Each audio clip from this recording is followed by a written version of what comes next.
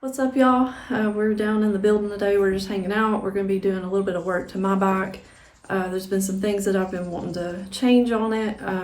As you can see right now, she's just sort of plain, straight from the factory. So we've got some new bars, we got some grips, new hand guards.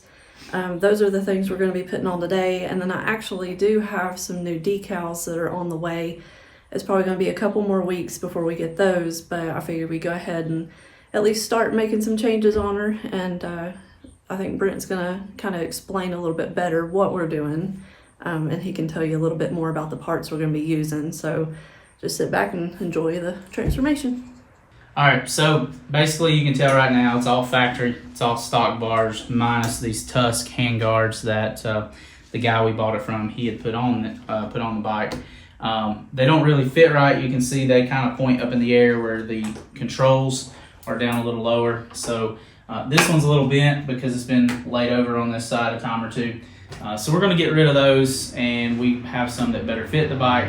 Also, the bars on these bikes, they're pretty thin, they're pretty flimsy, and so it doesn't take much to crash these bars out. So we just wanted to upgrade her, and so you can look over here. Here's a few things that we're going to be doing.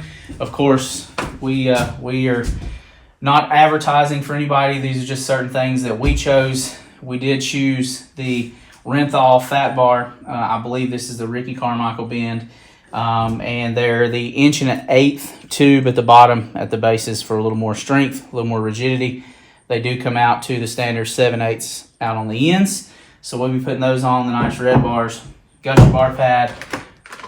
ODI grips. They are some of the best grips, I believe. Brooke got some red ones there. We are going to put some risers on here. We do have to put these adaptive risers to go from the 7/8 up to the 1 1/8" fat bar. That is something that is required on these bikes. Also gives you about 3/4 of an inch, a little more height. So we'll see how she likes that. And then also she picked out these, we say Acerbis. I know everybody pronounces it different, but she got some nice hand guards, red and white, that'll be going on there. So we're going to get this thing taken apart, try to get it all back together, and as she said, just hang with us. And if this kind of stuff is something you enjoy, is tinkering and working on bikes, then just hang with us.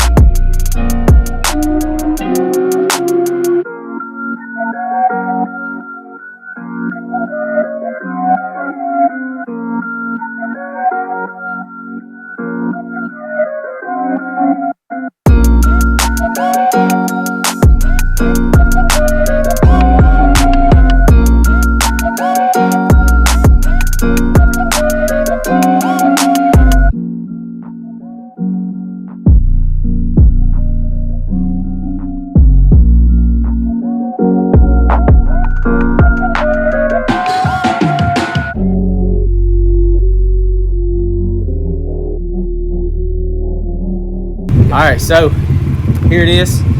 You can see in some of the time-lapse video what we did. Everything turned out great except for we did find out that ODI did not have the cam that we need for this bike in the kit, so I've got to talk to them first of the week and see if we can order one. The other one went on good. Everything went on good. It rides good. Highly recommend doing these upgrades if you have a CRF250F. Seems to fit Brooke really well. Do say this bike is awesome. This bike has been super great for beginner riders, but also even I have fun riding. It has enough power. It's kind of nimble and fun. So totally recommend doing this. You can check it out. Brooke will show you here what it all looks like.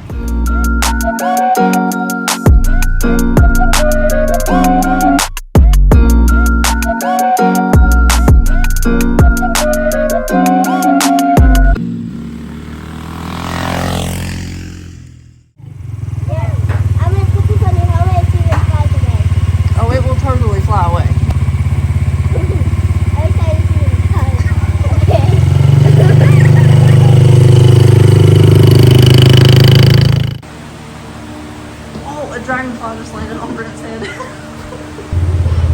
And my tears on the butterfly on its head. It's still there. Wait, really? Yeah, it's still there.